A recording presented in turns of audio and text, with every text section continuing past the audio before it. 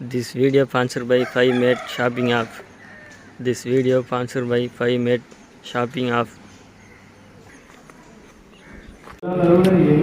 எல்லாருக்கும் வணக்கம். நீங்கள் எங்கே வந்துருக்கோம்? நம்ம செங்கம் பஸ் ஸ்டாண்டில் ஏதோ ஒரு மீட்டிங் நடத்துகிறாங்க. அது நம்ம போய் கிட்ட போய் பார்க்கலாம். செங்கம் பேரூராட்சி சார்பாக நடத்தப்படுது இந்த மீட்டிங்கு. அவருக்கு என்ன பேசுகிறான்னு கேளுங்க, அதுக்கப்புறம் நான் விளக்க சொல்கிறேன். அதுக்கு வந்து டெங்கு ஒழிப்பு மசூல் பழகுது, அதனால ஒரு விழிப்புணர்வு மக்களுக்கு இந்த மழை காலத்தில் ஒரு விழிப்புணர்வு ஏற்படுத்துகிறாங்க.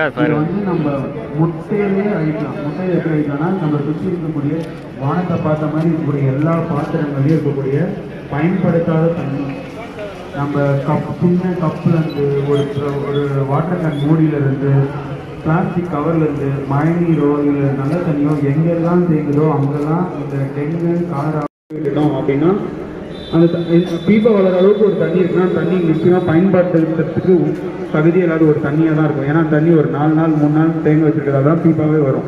அந்த தண்ணியை நம்ம பயன்படுத்துறதுக்கு எந்த ஒரு அவசியமும் இருக்காது. அதை நம்ம ஊற்றி விட்டோம்னா அது தொற்றுவே பரவாது.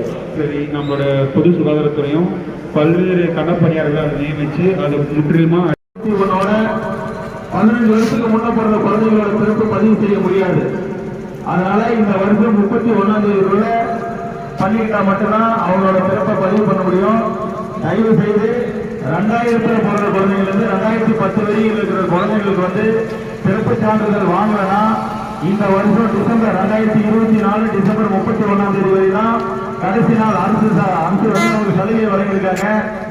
மேலும் மேலும் சொல்றோம், 2000 2010 பிறந்த குழந்தைகளுக்கு வந்து 2024 டிசம்பர் 31ஆம் தேதிக்குள்ள பிறப்பு சான்றிதழ வந்து பெயர் பதிவு பண்ணிடுங்க.